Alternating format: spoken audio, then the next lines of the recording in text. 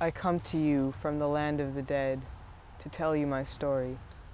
Let it serve as a warning so that when you reach the same fork in the road that I faced, you may make the right decision and continue to dwell in the land of the living. Things really started falling apart when I graduated from art school this past May. My boyfriend had, for a long time, been urging me to see a doctor about my menstrual lapse. I hadn't gotten a period for about 2 years. I kept pushing it off, using my busy school schedule as an excuse. When classes had nearly wound down, I mentioned my problem to my mother, who had been vaguely aware of it for some time. Because of some weight loss I had recently undergone, this sent her into a panic, and she had me immediately make an appointment with her endocrinologist. This marks the beginning of what I call the medical era. The endocrinologist sent me on a bevy of blood tests and, one by one, ruled out every medical condition in which a girl loses her period.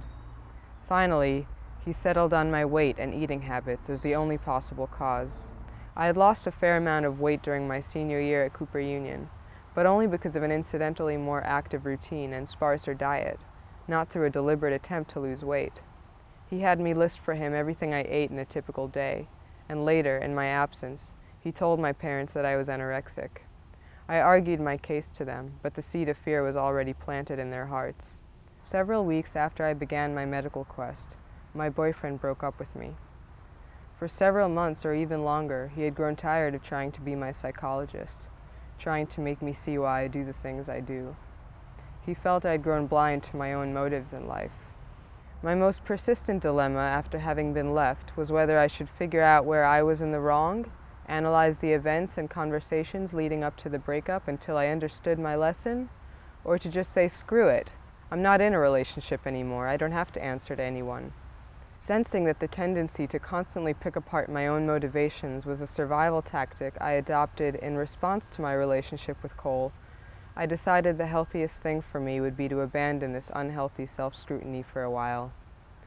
In the absence of more dominant preoccupations, my medical issues quickly became the source of meaning in my life. In fact, during certain weeks as a recent graduate, when I had several doctor's appointments scheduled, I wondered how I would have filled my spare time if not for them. One day, I was called up by my gynecologist and told that the sonogram I took a month earlier revealed I had a large ovarian cyst, 2 lumps that, when combined, equaled the volume of a large mango. Shortly thereafter, my mother and I scheduled surgery for August 16th at Memorial Sloan Kettering Hospital. Besides the predictable discomforts involved, the operation was a positive experience for me. I appreciated the ceremoniousness of surgery, the rigorous bowel cleanse preceding my check-in, changing into hospital clothes, the handsome male nurse gingerly applying the IV, being wheeled around in a bed, giving myself and my consciousness up to a team of capable professionals. Even coming out of the sleeping drugs, I was immediately aware of having undergone some kind of exorcism. Though the cysts never caused me any discomfort before, a well-being filled me after they were removed, as if I was relieved of some evil presence. However, this euphoria wore off after a few weeks, and as the scars took their place, it was replaced by fear. With numerous doctors targeting my weight as the root of my problem, my parents began to harp on it incessantly. For the first time in my life, I liked the way I looked, and I felt myself at odds with my parents over my own body. One day, doing some office work on the computer at home, I discovered my father was consulting through email with an acquaintance of his from California, whose daughter had died of bulimia, and who had written a book about her experience. In her reply, his friend had told him that his description reminded her of her own deceased daughter. I decided to scrutinize more seriously my attitudes towards food. I agreed to read her book and discovered that, though I didn't vomit or starve myself or binge, I did in fact possess attitudes that characterize anorexics. I started bi-weekly visits with a nutritionist at the Whole Heart Center in Manhattan. At her suggestion, I tried acupuncture in Chinatown for 2 months.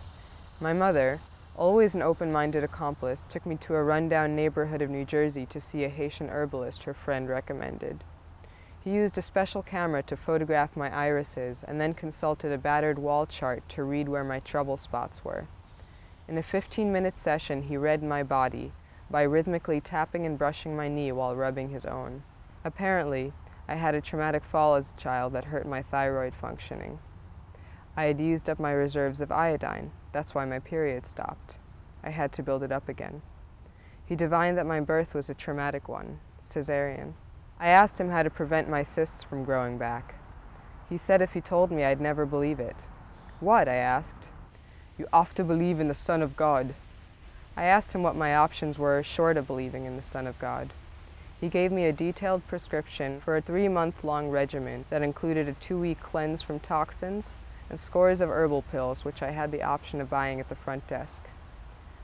With warm Haitian smugness, he assured me that my body told him my period would return within 3 months if I followed the regimen. I adhered to it diligently. For stretches of time I had to be discreet, like after my aunt flipped out on my mother and me for going to a voodoo doctor instead of taking birth control like the fancy fertility specialist told me months ago. She didn't understand that for me to take the pill was to admit defeat. On several occasions, when I was overwhelmed with feelings, I started long diary entries, and a few times, in a flash of inspiration, I had my friends film me. These shots were to be the starting footage for some kind of cathartic video monologue. However, just as the creative bursts came, the momentum would fizzle away. I couldn't see the light at the end of my troubles, and so I felt that my artistic endeavors were nothing more than gratuitous efforts to outrun my feelings of worthlessness. My mother took it upon herself to heal my soul. She consulted with her brother, a very faithful and trusted religious authority in his neighborhood in Israel, and he compiled a regimen of Jewish rituals for me to follow, including libations in the morning, prayers, and psalm readings.